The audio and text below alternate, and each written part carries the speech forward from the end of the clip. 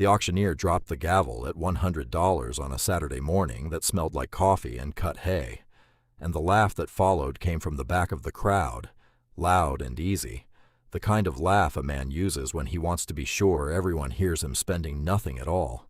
It was the 12th of May, 1979, and the old Rosewood Hotel had been dead for 11 years, its rooms stripped, its brass carted off, its ballroom sold in pieces to a salvage yard in Mercer County. What was left of the building had been auctioned off in lots on the back lawn, and the last lot of the morning was a fire-warped steel hotel safe, black at the seams, gray where the paint had bubbled, with the maker's mark burned nearly clean off the door. It sat on a pallet in the grass like an old dog no one wanted to shoot. The dial was gone. The handle was frozen. One corner was pushed in where something heavy had fallen against it during the fire in 1968, and the whole thing leaned slightly to the left, as if it were tired of standing. Elias Warren stood 4 rows back with his hands in the pockets of a canvas jacket that had been his father's before it was his. He was 69 that spring, lean and a little stooped, with a work cap pulled low and a chambray shirt buttoned to the throat against the morning cold. His hands, when he took them out to raise his card, were the hands of a man who had spent 51 years opening what other men had closed, scarred across the knuckles, the fingertips flattened, the thumbnails ridged from a lifetime of small, careful pressures. He was the last locksmith in Ashford County who still worked without a computer, and most weeks that was a lonely trade. He raised his card once. No one else raised theirs. The auctioneer, who had known Elias since boyhood, gave him a small nod, said, "Sold $100 to Warren," and moved on to the next lot before the laugh at the back could grow into anything worse. The laugh belonged to Dale Pritchard, 48 years old, heavy-set, clean-shaven, ruddy in the cheeks from a breakfast he had eaten too fast.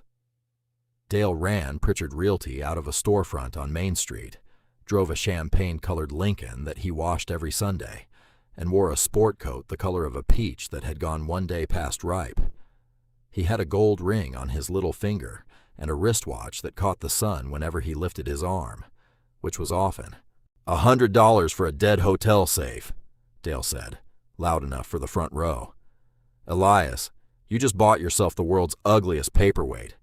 That thing hasn't opened since Nixon was president, and it ain't gonna open now. What are you gonna do? Whisper to it." A few men chuckled because Dale was the sort of man you chuckled at whether you liked him or not. Elias did not answer. He folded his card, put it in his shirt pocket, and walked to the pallet to look at what he had bought. He did not touch the safe at first. He walked around it once, slowly, the way a farrier walks around a horse. He crouched at the corner where the fire had bent the plate, and he tilted his head so the sun came across the door at a shallow angle, and he looked at the small brass plate above where the dial had been. The plate was almost illegible. Almost. But not quite. Stamped into the brass, just below the maker's mark, was a room number. 217. Elias closed his eyes for a moment, and anyone watching would have thought he was praying, though he was not a praying man in any public sense. He was remembering. He was remembering a woman named Miriam Alcott, who had worked the front desk of the Rosewood Hotel from 1952 until the night it burned, and he was remembering that her husband, Thomas Alcott, had been the night manager, and he was remembering that Thomas had died in that fire, trying to get 3 guests down the back stairs, and that afterward the town had decided, without much evidence and with a great deal of gossip, that Thomas Alcott had started the fire himself to cover a theft from the hotel's safe. Room 217 had been the manager's office. The safe on the pallet was the office safe. And Miriam Alcott, who was 73 now and lived alone in a small clapboard house on Sumner Street, had spent 11 years being the widow of a man the town believed had been a thief. Elias opened his eyes and put one hand flat against the warm steel of the door. Then he went to find his truck. He had learned his trade from a man named Harlan Beck, who kept a shop above the feed store in the years after the war, and who had taught Elias that a lock was not a puzzle, but a conversation. "A lock will tell you everything about itself," Harlan used to say, "if you have the patience to listen and the manners not to interrupt." Harlan had died in 1961 with his hands still steady, and Elias had inherited his picks, his files, his stethoscope, and the small oak workbench that now sat in the back of the shop on Cedar Street, where Elias worked 6 days a week. He did not hurry the safe home. He backed the truck to the pallet, and he and 2 younger men from the auction crew slid the thing up a pair of oak planks with a come-along and a great deal of grunting, and he tied it down with 3 straps instead of 2 because the corner was bent, and he did not trust it to sit square. Dale Pritchard watched from beside his Lincoln, arms crossed over the peach sport coat, and as Elias climbed into the cab, Dale called out, "Hey, Warren, when you get it open, you let me know what's inside. I'll buy you lunch out of my share." Elias touched the brim of his cap and drove away at the speed of a man who has already decided what he is going to do and sees no reason to advertise it. There is a kind of patience that looks like weakness right up until the moment it doesn't, and Elias Warren had been mistaken for a weak man more times than he could count. He did not mind. Harlan had told him once, standing in the doorway of the shop with a cigarette going gray between his fingers, that a locksmith who needed to be understood was in the wrong line of work. "The lock don't care what the town thinks of you," Harlan had said, "and neither should you." He got the safe home to the shop on Cedar Street a little before noon. His apprentice, a quiet boy of 19 named Caleb Hoyt, who came in 3 afternoons a week to sweep and to watch, helped him roll the thing off the truck on a dolly and settle it in the middle of the workshop floor under the big fluorescent lamp. Caleb did not ask what they were going to do with it. Caleb rarely asked anything. He watched, and he handed tools, and he was learning more that way than most boys learned in a year of talking. Word of the purchase reached the diner by the time Elias sat down for supper.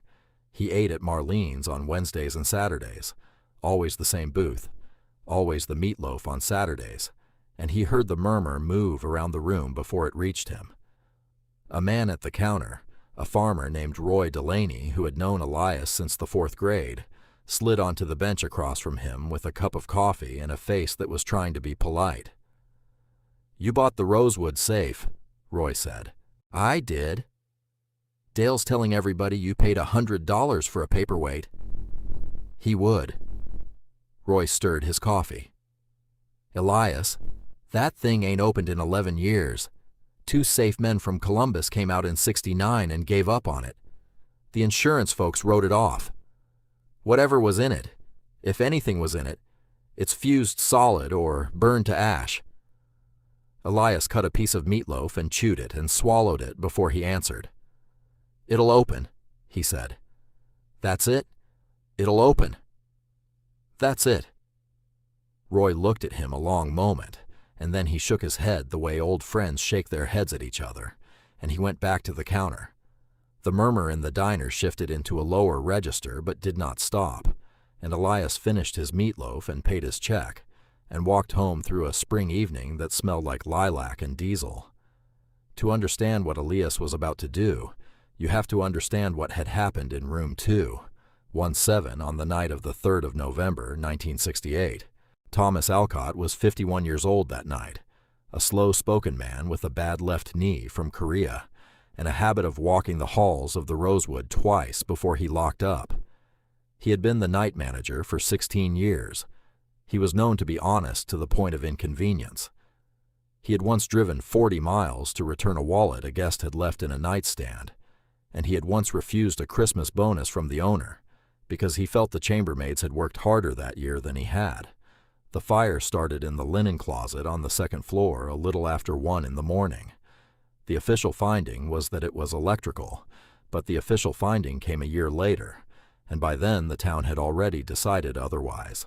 What the town remembered was that the safe in room 217 was found the next morning, warped shut, that the previous day's cash deposit of just over $4,000 was unaccounted for, and that Thomas Alcott had died on the back stairs with 3 guests alive behind him, and a canvas deposit bag nowhere to be found.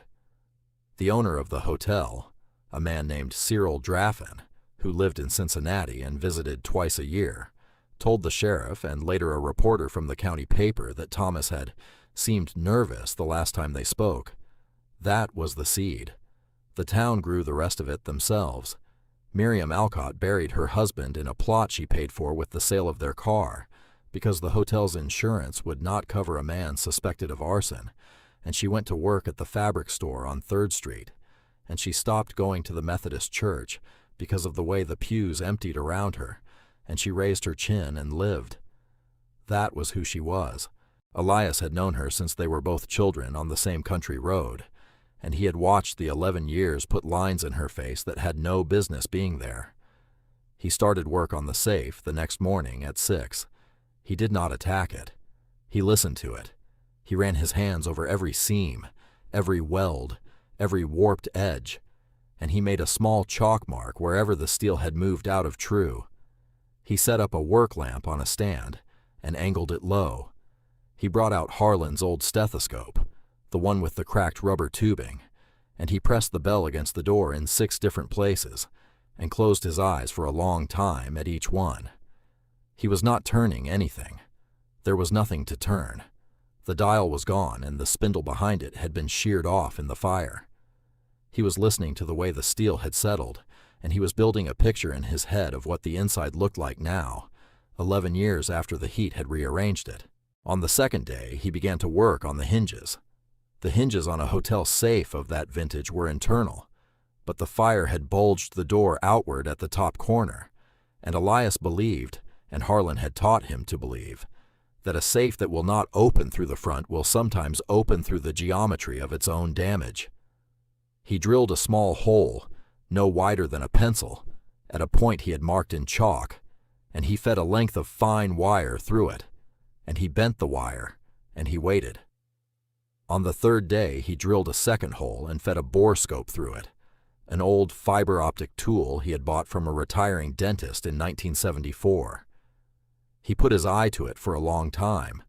Then he sat back on his stool and drank a cup of coffee and did not speak for 20 minutes, and Caleb, who was sweeping, did not interrupt him. On the 4th day, the town's version of the story arrived at the diner in full flour. Dale Pritchard had been telling anyone who would listen that Elias Warren had lost his mind, that the safe was empty, that it had always been empty, that Thomas Alcott had taken the money and burned the place down, and that any fool who bought the safe was chasing a ghost. Dale had a nickname for the safe now. He called it the Tin Coffin. It caught on the way bad nicknames do. Elias heard about it. He did not answer. He went home to the shop and he worked. On the 5th night, a little after 10, with the fluorescent lamp humming and the spring rain tapping on the tin roof of the shop, Elias set his last pick against the internal linkage he had spent 2 days exposing, applied a pressure so light it would not have bent a blade of grass, and heard, from somewhere inside the warped steel, a sound like a held breath, finally letting go. He did not open the door right away. He set the pick down. He wiped his hands on a rag. He stood up and his knees cracked, and he walked to the sink and washed his face in cold water and dried it on a shop towel. Then he went back to the safe and, with both hands, drew the door open on hinges that groaned like an old barn. He looked inside for a long time before he touched anything. There were 3 things in the safe. There was a canvas deposit bag, scorched brown along one edge but intact, with the Rosewood Hotel's crest still faintly visible in blue ink. There was a leather portfolio, cracked but whole, tied with a black cord. And there was an envelope, sealed, with 2 words written across the front in a neat, careful hand, to whoever. Elias sat down on his stool and put his hands on his knees and breathed for a while before he opened anything. The deposit bag held $4,087 in cash, banded in the paper wrappers the Ashford County Bank had used in 1968, along with a deposit slip made out in Thomas Alcott's hand and dated the 3rd of November. The portfolio held the hotel's ledger for the last 2 weeks of October, and clipped to the inside cover were 3 letters on the letterhead of Cyril Draffin, the owner in Cincinnati, instructing Thomas in increasingly sharp language to adjust certain figures in a way that any honest bookkeeper would recognize as fraud. The last letter, dated the 30th of October, 1968, threatened Thomas's job if he did not comply. The envelope held a single sheet of paper, folded once. Elias read it under the fluorescent lamp with Caleb standing in the doorway of the workshop, and he read it aloud, because some things are meant to be spoken. To whoever opens this. My name is Thomas Alcott. I am the night manager of the Rosewood Hotel. Tonight is the 3rd of November, 1968. Mr. Draffin has asked me 3 times this month to falsify the ledger, and tonight I have written him that I will not. I am putting the true ledger, his letters, and the day's deposit in this safe, because I do not trust what may happen to them, or to me, if I keep them elsewhere. If you are reading this, I hope it is because I am old and someone found it after me, and it does not matter anymore. If it is not, I ask you to give these papers to the sheriff and this letter to my wife Miriam, and to tell her that I did not do whatever they are saying I did. Tell her I walked the halls twice tonight, the way I always do. Tell her I love her. Thomas Alcott. The shop was very quiet. Caleb, in the doorway, had not moved. Elias folded the letter along its old crease and set it on the workbench and put his hand flat on top of it for a moment, the way he had put his hand on the door of the safe 5 days earlier in the auction field. He could have kept it. He could have taken the $4,087, which was more money than he had made in the last 2 months at the shop, and he could have burned the letter and the ledger and told no one, and no one would ever have known. The safe had been written off. The town had already decided its story. A man of 69 with a bad back and a truck that needed a new clutch could have used $4,000, and no ghost would have troubled him for it. He did not consider it for even a moment. He never had. That was not a decision he made that night. That was a decision that had been made about him 50 years earlier, by Harlan Beck, and by his own father, and by the shape his hands had taken from a life of quiet work, and it did not require any thinking now. He put the deposit bag and the portfolio and the letter into a paper sack. He told Caleb to lock up. He drove to Sumner Street through the last of the rain, and he sat in the truck for a minute in front of the small clapboard house with the porch light on, and then he went up the walk, and he knocked on Miriam Alcott's door at 11:15 at night. She opened it in a housecoat, her gray hair down, and when she saw him, she did not ask what he wanted. She let him in. He sat at her kitchen table, and he set the paper sack in front of her, and he said, "This was in the safe from room 217. Thomas put it there the night of the fire. He wrote a letter. I think you'd better read it before I say anything else." She read it. She did not cry at first. She read it twice. Then she put her hand over her mouth, and she cried without any sound, the way people cry who have been holding it in for 11 years and have forgotten how to make noise about it. Elias sat with her. He did not say anything. He did not need to. He went to the sheriff the next morning with the ledger and the letters from Cyril Draffin, and by the end of the week the county attorney had opened a file, and by the end of the month Cyril Draffin, who was 71 and living in a condominium in Florida, had been served with papers on a charge of insurance fraud and had, through his lawyer, admitted that Thomas Alcott had refused to cooperate with him, and that the fire had been electrical, exactly as the fire marshal had said, and that his own statements about Thomas's nervousness had been, in the lawyer's careful word, regrettable. The county paper ran the story on the front page.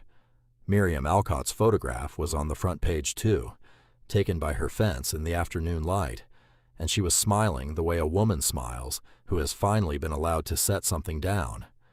Dale Pritchard said very little.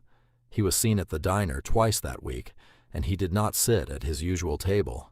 Within 2 years, his agency had folded, and he had moved to a town outside of Tampa, and the peach sport coat went with him and was not missed.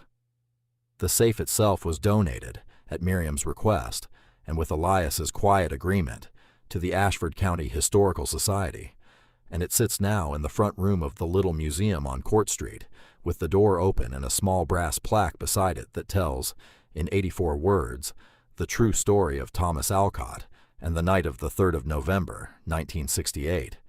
The $4,087 went to Miriam, who used part of it to put a proper stone on her husband's grave, and the rest to pay off the small mortgage she had carried since 1969.